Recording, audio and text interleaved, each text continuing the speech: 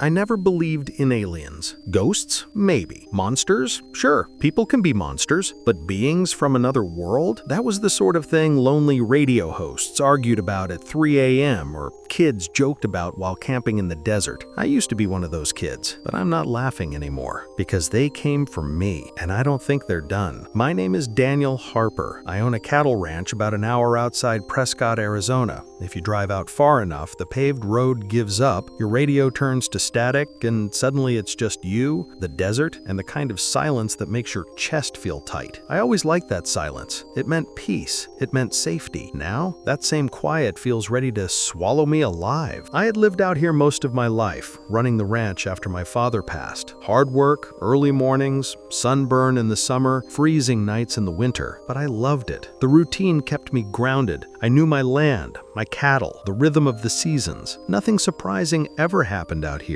until one night in early September, the night that changed everything. It started simple, too simple, just one cow missing. I remember checking the fence line early that morning, coffee still hot in my hand, the sun barely peeking over the ridges. The air felt still, heavy even, like the desert was holding its breath. One cow gone, no tracks, no blood, no sign of a break in the fence. Vanished. I figured it had wandered off, or maybe a predator dragged it far enough to confuse the trail. These things happen. Nature doesn't always leave a receipt. I didn't think much more about it. But then that night, I heard it, a low hum, like a generator far off in the distance, the kind of vibration you feel more than hear, crawling under your skin like electricity. At first I thought it was just the wind playing tricks on me, but there was no wind, not even a breeze. The sky was clear, moon bright, the world unnaturally still. Then my power flickered, once, twice, then went completely dark. All at once, the quiet around me wasn't peaceful anymore. It felt expectant, like the desert itself was holding its breath, waiting. I stepped out onto my porch, shotgun in hand, flashlight ready. I wasn't scared yet, not really, just annoyed and cautious. I'd dealt with trespassers before, drug runners, hunters on land that wasn't theirs, bored teenagers screwing around, but when I lifted my flashlight, I saw something I still wish I hadn't. Out past the tree line, maybe 50 yards from my porch, there were lights, not headlights, not lanterns, not anything human. Soft white orbs floating in a slow circle, silent, drifting just above the ground like they were scanning the earth itself. My first thought was drones, but drones don't move like that. They don't glide, they buzz, shift, correct themselves constantly. These lights moved with purpose, intelligence, like they were searching. I whispered without meaning to, "What the hell?" As if responding to my voice, the lights suddenly stopped, then turned, all at once, toward me. I froze. My skin prickled like needles. Then in an instant, the lights shot straight upward. No sound, no trail, no dust kicked up, just gone, like someone had plucked them out of the world. My flashlight flickered in my shaking hand. The power surged back on behind me. Everything looked normal again. Too normal. I should have called someone. I should have driven to town. But instead, I walked slowly back inside, locked my door, and told myself I was tired, seeing things, stressed from work. I almost convinced myself until I checked my phone the next morning, 3:12 a.m., the time I went outside. And then the next recorded time was 5:26 a.m. More than 2 hours gone. My call log, my messaging apps, even my step counter, all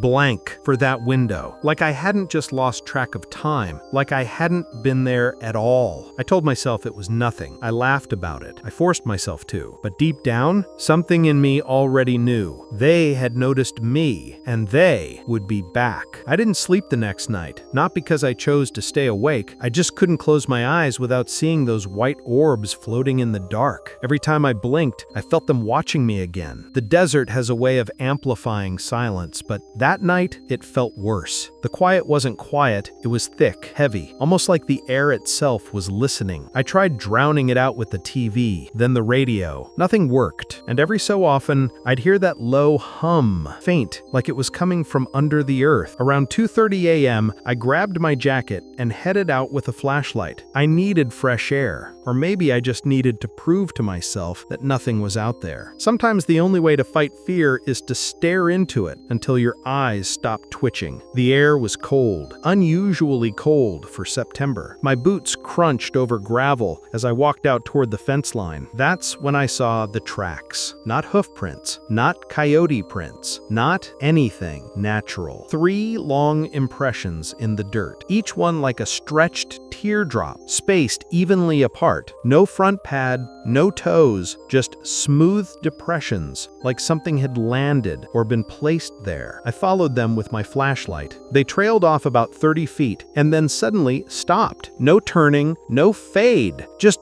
gone, like whatever made them had simply lifted off the ground. That's when I realized my hands were shaking. My breath came out in little clouds. I checked my phone, 2:56 a.m., and then I heard it. Not the hum this time, a whisper. At first it sounded like wind through dry grass, but it wasn't wind. The night was still, too still. I turned slowly, heart hammering against my ribs. The whisper returned, closer, clearer. Not quite words, but almost. A soft series of sounds, layered on top of one another, like multiple voices trying to speak through one mouth. The beam of my flashlight shook as I lifted it, and there, standing just beyond the fence, was a shape, tall, thin, pale. Its head was too large, elongated, and those eyes, Jesus, I've never seen eyes like that. Black, reflective, endless, like staring into 2 holes cut straight through to the vacuum of space. Every instinct in my body screamed at once, run, scream, do anything, but my body refused to move. I felt pinned, like invisible hands pressed against my skull. The whispering grew louder, filling my head, vibrating my teeth. I felt a pressure behind my eyes, like my skull was swelling from the inside. Then, just as suddenly as it started, it stopped. I gasped, falling to one knee, clutching my head. When I looked up, the figure was gone, like it had never been there at all. But I knew it had. I felt it inside my mind. I still do. I stumbled back to the house, locked the doors, closed every curtain. My hands wouldn't stop shaking. I tried calling someone, my friend Eddie, who lived a few miles down, but every time I picked up the phone, that whisper echoed faintly again. Not words, just intent, like it didn't want me to call for help. When morning finally came, I drove straight to Eddie's. I didn't even knock. I barged in, waking him up. He thought I was crazy at first. Hell, I sounded crazy. Whispering voices, lights, time missing. It all sounds insane when the sun's up and the world looks normal again. But then something changed in his expression. Sympathy mixed with fear. He sat down, rubbed his face, and said quietly, "I've seen lights too." My stomach dropped. Couple nights ago, he continued, dogs started losing their minds. Heard something moving around the barn. Thought it was coyotes. Till I saw floating lights just hovering there. I stared at him, breath tight. You didn't tell anyone? He shook his head. No one believes that crap. I swallowed hard. They were here, I whispered. They were right in front of me. Eddie's jaw tightened. He didn't laugh. He didn't argue. That scared me more than anything. We sat in silence for a moment. Then he said something I'll never forget. Voice low and steady. You know this isn't like seeing something wild. You can't shoot it. You can't chase it off. If they want something, they take it. And then he looked at me. Really looked. Did they touch you? I didn't answer, because I didn't have to. He already knew. In that moment, one thing became clear. Whatever was happening here, it wasn't going away. And the next time they came, I might not be the only one they were after. I drove home that morning with the windows down, trying to breathe, trying to convince myself that daylight meant safety. But something had changed. The world didn't feel the same. The sky looked too wide. The air felt too thin. Every sound seemed sharper. The rustle of grass, the buzzing of insects, even the distant hum of highway miles away. It all felt like surveillance, like the world itself was watching. When I pulled into my driveway, I froze. There, in the dirt near the porch, were 3 new impressions, identical to the ones I'd seen near the fence the night before, only closer, much closer. I killed filled the engine and sat there for a moment, gripping the steering wheel, knuckles white. The sunlight did nothing to comfort me. If anything, it made everything clearer, undeniable. They had been here while I was gone. I swallowed, stepped out slowly, scanning the yard. Everything looked normal. The barn, the windmill, the cattle grazing in the distance. But normal didn't mean safe anymore. I checked my phone. Missed call. Eddie. Before I could tap it, the phone screen flickered, glitching, lines streaking across like interference. Then it buzzed. A voicemail notification. Hands shaking, I pressed play. At first, just static. Then a sound underneath, muffled, panicked breathing. And then Eddie's voice, strained, whispering, "They're here! They're..." The recording cut, then silence. Something inside me snapped. Instinct, fear, loyalty. I don't know, but I threw myself into the truck again and sped down the dirt road toward Eddie's place. The whole way there, I kept checking the rearview mirror, convinced I'd see lights trailing behind me, or something sitting in the back seat. When I pulled up to Eddie's house, every nerve in my body screamed. His front door was wide open. I shouted his name as I ran inside. "Eddie! Eddie!" But the house answered me with silence, thick and suffocating. His coffee mug sat on the table, still half full. A chair knocked over, phone on the floor, screen cracked. No sign of struggle, no blood, nothing human, but the air felt wrong. Then I saw it. On the kitchen floor, another three-toed impression burned faintly into the linoleum. Not just pressed, like heat had touched it. A faint, smoking scorch. My breath shook. They took him. Just like that. No warning, no chance. I backed toward the door, heart racing, when I heard something behind me.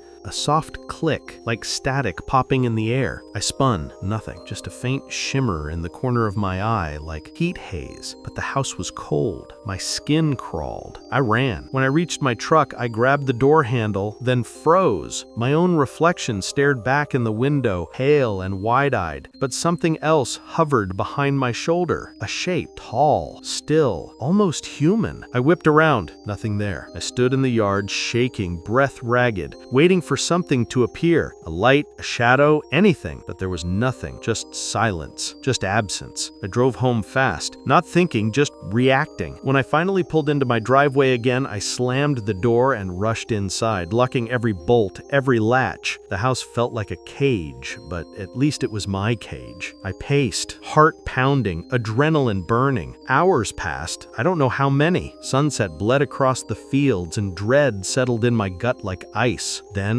out of nowhere, a nosebleed. I wiped my upper lip and stared at the red smear on my hand. My head throbbed, that same pressure from before, deep behind the eyes, like someone pressing from inside my skull. And then something else. Memory, or something like memory. Flashes, silver light, a cold table, shapes moving around me. A sound like metal vibrating underwater. Clutched my temples and dropped to my knees. The room spun, lights flickered, and for a moment the hum returned, louder, sharper, drilling straight into my bones. And then it stopped, just like that. The house fell silent again. My breathing slowed. I forced myself to my feet, wiping blood from my face with shaking hands. I stumbled into the bathroom, turned on the sink, splashed water on my face. Then I looked in the mirror, and for the briefest second, chalk white skin, elongated head, black void eyes stared back at me. Not on me, as me. I lurched back, slamming into the wall. When I looked again, it was just me. Pale, trembling, terrified. Whatever they did to me, I wasn't just remembering it. I was changing. A realization crawled into my mind like ice. They didn't simply take Eddie. They marked him and me. This wasn't just contact. It was claiming. I didn't sleep. I couldn't sleep. Every time I closed my eyes, I saw flashes, a cold metallic light, silhouettes leaning over me, long fingers, instruments glinting in sterile brightness, silent faces, those endless black eyes, and the sound, like something humming inside my skull, vibrating my teeth. By sunrise, I wasn't sure if I'd slept at all, or just drifted along the edge of consciousness like a drowning man floating face down. I needed answers. I needed proof I wasn't losing my mind. So I set up cameras. I grabbed every trail cam I owned. 6 in total, and placed them around the property. Fence posts, barn roof line, tree line, motion activated, night vision enabled. I wasn't going to be caught blind again. For the first time in 2 days, I felt like I had control. But that control didn't last long. Around noon, I walked out to check on the cattle. They were restless, pacing, ears pinned back, snorting nervously. Livestock always knows before people do. Storms, predators, things the world isn't supposed to have. I reached the pasture gate and froze. One of the cows lay on its side, stiff, eyes wide, foam at the mouth. Its ribs stood out sharp beneath the hide. But that wasn't the worst part. It was completely drained. No blood, no wounds, no marks, just empty, a husk. I'd seen something like this only once before, years ago. Some bizarre case people whispered about online. They called it cattle mutilation, blamed cults, predators, anything except what everyone secretly feared: extraterrestrial harvest. My hands shook as I backed away. My breath turned shallow. My heart felt like it was trying to claw through my chest. This was happening here, to me. Not a story, not a rumor. Real, terrifyingly real. I sprinted back to the house, locked the door, leaned my back against it as if something might try to push through. Then my phone buzzed. Unfamiliar number, local area code. I hesitated, then answered. "Daniel Harper?" the voice asked. Not robotic, human, but controlled, flat, like someone reading emotion instead of feeling it. "Yes, you need to leave the property." My stomach twisted. "Who is this?" A brief pause. Then, "They've marked you." Cold shot down my spine. "Who are you? How do you know about this?" Another pause. Then, a sound in the background. Something metallic. A hum. Faint, but familiar. "They don't like interference." Then the line cut. I stared at the phone, chest tight, pulse hammering. My skin prickled like static was crawling under it. My ears rang. Was it a warning, a threat, or something worse, a test? I knew one thing. I needed to check the cameras. I pulled up the live feed on my laptop. The screens flickered, then stabilized. Backfield, tree line, barn exterior, fence posts. Nothing unusual, no movement, just stillness. Then, front porch camera. My breath hitched. A silhouette stood at the edge of the screen, tall, thin, motionless, just out of full view, like it was waiting for the camera to turn away. Before I could react, the feed glitched, static, lines, then black screen. All 6 cameras died at once. The room hummed, lights flickered, air tightened. "No," I whispered. "No, no, no!" I grabbed my shotgun again, out of instinct, not logic. A gun wouldn't stop what I'd seen, and I knew it. Then, footsteps. Not heavy, not boots. Soft, deliberate, right outside the porch. I moved to the window slowly, heart choking my breath. My fingers trembled on the curtain edge. I lifted it an inch and froze. 3 figures stood in the yard, tall, featureless, pale skin reflecting daylight in an unnatural sheen, heads elongated, smooth, eyes black and bottomless. They didn't move, they didn't breathe, they just existed, like reality was bending around them. Then, one lifted its head slightly, as if sensing me, a slow,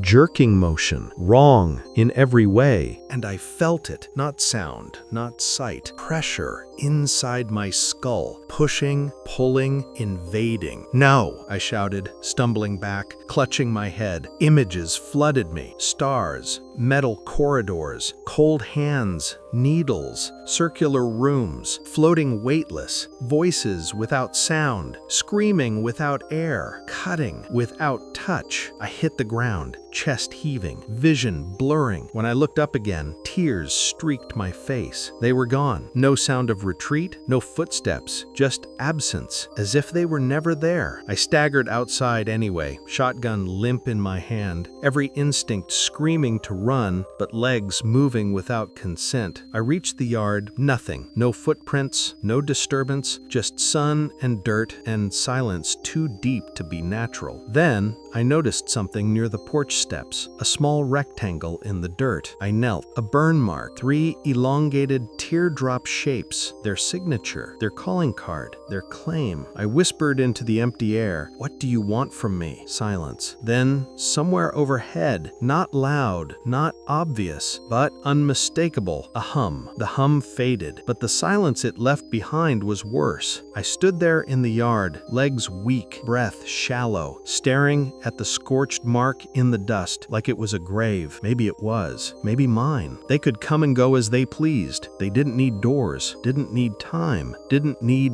permission, and they had chosen me. Not at random, not a mistake. Mark. I walked back into the house, shotgun hanging uselessly from my hand, every step heavier than the last. My reflection in the hallway mirror stopped me cold. I looked wrong. Eyes bloodshot, skin pale, and there, on my neck, just beneath the hairline, a small circular mark. I reached up with shaking fingers. It burned to touch. No, not again. My stomach dropped as the truth settled in like lead. They never left because I never escaped. Whatever they did to me, it's still happening. Maybe it never stopped. A sudden sharp beep cut through the air. I spun toward the kitchen table, laptop screen flickering, camera feed restored. One by one, the black screens came back to life. Fence line, barn roof, back pasture, tree line, all normal, until the last camera loaded, the one facing the field where the dead cow still lay. The carcass was gone, replaced by a small metallic sphere, half buried in the grass, pulsing faint light like a heartbeat, a device, a beacon, a tracker for me. I felt something then, not fear, not exactly, recognition. I walked to the window and stared at the open land. I'd lived here my entire life. I knew every rusted nail, every patch of wheat that never grew right, and I understood now. This was never refuge. It was a cage, a testing ground. I wasn't surviving them. I was being studied. My hands curled into fists. No more.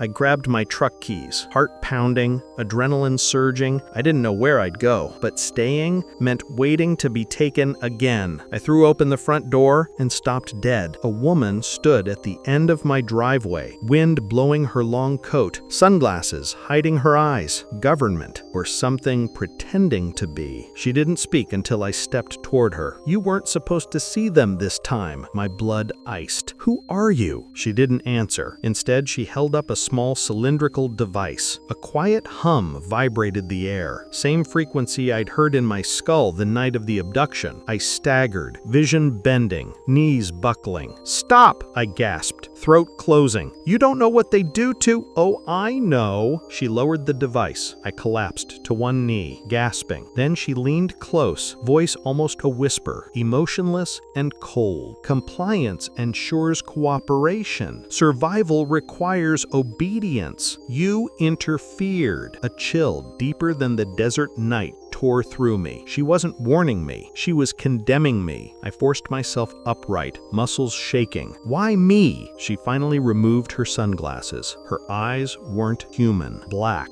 bottomless, reflecting starlight in daylight. "You were chosen." The world seemed to tilt, the sky warping like heat mirage, but wrong, like something underneath reality was shifting. She turned, began walking back toward an unmarked black SUV that hadn't been there a moment earlier. I shouted after her, voice cracking, desperate. "Chosen for what?" She paused only long enough to answer without looking back. "Transition." Then she was gone. SUV vanished, like it had never existed. The wind picked up, sand swirling around my feet. My ears filled with that low hum again, not from outside now, but inside my bones. I staggered backward into the house, slamming the door shut as though it would help. Lights flickered, shadows twisted unnaturally along the walls, and then the final horror. My phone buzzed. Unknown number. With trembling fingers I answered. No voice, just a soft electronic tone. The same tone they played in the ship right before. My vision blurred, knees gave out. I fell to the floor shaking, breath strangled in my chest. A mechanical whisper filled my ear. "We are not returning for you. You are already here." And in that moment, as the room around me me dissolved like smoke, and the ceiling stretched into cold metallic light above me. I finally understood. I never came back.